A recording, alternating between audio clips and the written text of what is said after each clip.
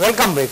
नागरिन अज के जदीद दौर में जिते नई नस्ल पंहिंजो कीमती वक्त मोबाइल फोन कंप्यूटर इंटरनेट के ॾियण पसंद करे थी, उते तमाम घट अड़ियों सरगर्मियों थियन थियूं जिन जरिए खेन पंहिंजी सकाफत का आगाही मिली सके थी। टंडो मोहम्मद खान की बुलड़ी शाह करीम में हर महीने सुगड़न की लोक कचहरी मुनक़िद कई वेंदी है, जैं जरिए नौजवान नस्ल के पंहिंजी सकाफत का रोशनास थियण जो मौको मिली रहो है। गोला नबी कीरियो की रिपोर्ट।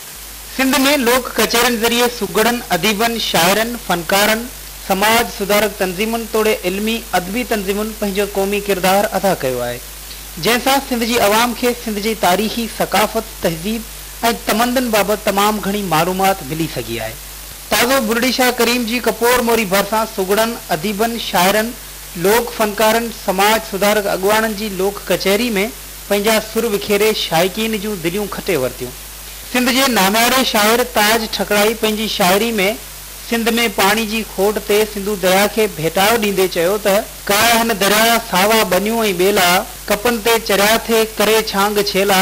हुई हिन जी धम सां सॼी धरती साई, ऐं हिन सूंहं सारी सां सिंधड़ी सजाई,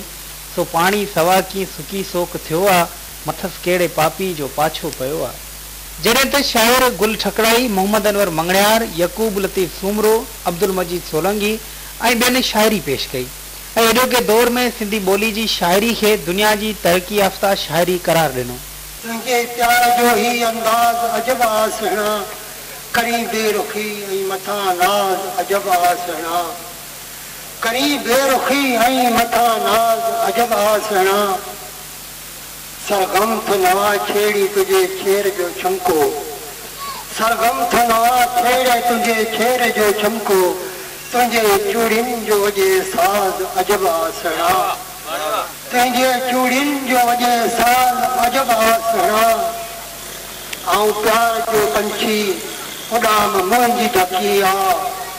आऊं प्यार जो पंछी उड़ाम मुंहिंजी ढकी आ, तुझे अखिड़िन जो विड़े बाज अजब आसना, तुझे अखिड़िन जो विड़े बाज अजब आसना, न की हयाती न की सोच विखेल हुजे, न की हयाती न की सोच विखेल हुजे, पंहिंजी ज़िंदगी में सफ़ाई पसंद है, न ॼाण छो अकेलाई पसंद है, गज़ल खां वधीक वाई पसंद है, ज़िंदगी जो ॾीओ बंदो रहे, लोक सॼे में रोशनाई पसंद है, न ॼाण छो अकेलाई पसंद है, नेठ बि त पंहिंजी सोच मिले थी, सॼी कायनात में खुदाई पसंद है, न जान छो अकेलाई पसंद है। असांजो हो नंढपण ऐं सिंधूअ जो जोबन, असांजो हो नंढपण ऐं सिंधूअ जो जोबन, ॾिठो हुस्न हिन जो हो निर्वार नेणन, असांजी जवानीअ में पिण ही जवां हो, असांजी जवानीअ में पिण ही जवां हो,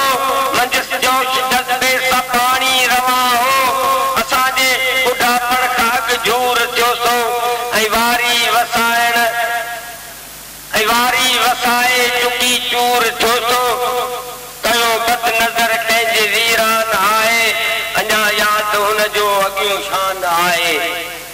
जॾहिं लब दरिया जा लहरनि थे जुमिया, जॾहिं लब दरिया जा लहरनि थे जुमिया, चढ़ी ॿेड़ियुनि में ते सैया घुमिया, तो छोलिन संदो छो विसरियो न आहे,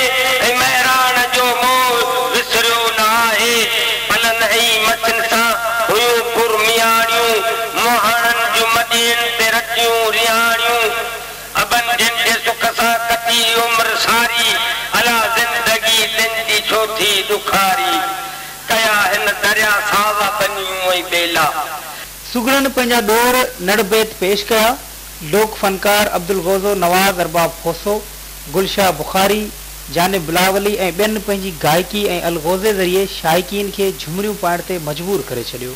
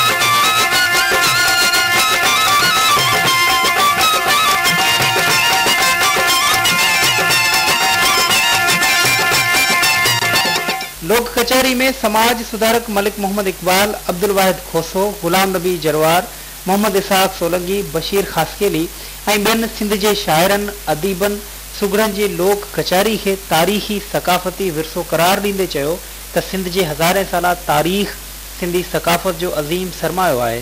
सिंध में लोक कचहरियुनि जे घटिजण बावजूद अञा बि सिंध जी ॿहिराड़ियुनि ऐं नंढनि शहरनि में लोक कचहरियूं क़ाइमु रखी सिंधी ॿोली जी अहमियत खे क़ाइमु रखियो वञे पियो। जॾहिं त लोक कचहरी में ॻोठाणनि जे वॾे अंग शिरकत कई। लोक कचहरी हिन इलाइक़े में थियण का ख़ासि ॻाल्हि कोन्हे। हिन इलाइक़े जा रहवासी अक्सर करे कपोर मोरी ते साल जे अंदरि माहवार तोड़े 2-3 महीननि बाद अहिड़े क़िस्म जूं अदबी इल्मी लोक कचहरियूं कंदा रहंदा आहिनि। अहिड़नि लोक कचहरियुनि मां अवाम खे पंहिंजी सकाफ़त, तहज़ीब ऐं तमंदन बाबति ॼाण मिली सघे थी, पर ज़रूरत इन ॻाल्हि जी आहे त मौजूदा अवामी हुकूमत खे बि सिंधी अवाम जी उमंगनि जी तर्जुमानी करण लाइ क़ौमी सकाफ़ती ऐं तहज़ीबी विरसे बाबति अवाम खे ॼाण ॾियणु ऐं जागृता पैदा करण लाइ अहिड़े क़िस्म जी सकाफ़ती लोक कचहरियुनि खे सरकारी तौरु कराइण लाइ उपाउ वठणु घुरिजनि, जंहिंसां अवाम खे पंहिंजी क़ौमी तारीख़ी विरसे बाबति वधीक ॼाण मिली सघे। नागरिन सां गॾु अॼु जे न्यूज़ एक्स्ट्रा प्रोग्राम जो वक़्तु पंहिंजी पुॼाणी ते पहुतो। सुभाणे वरी मिलंदासीं नवनि इशूज़, दिलचस्प स्टोरियुनि ऐं ख़बरुनि जे नवनि रुखनि सां गॾु। तेसिताईं पंहिंजे मेज़बान आसिफ कुंभर ऐं न्यूज़ एक्स्ट्रा जी टीम खे ॾींदा इजाज़त। अला वाहिद।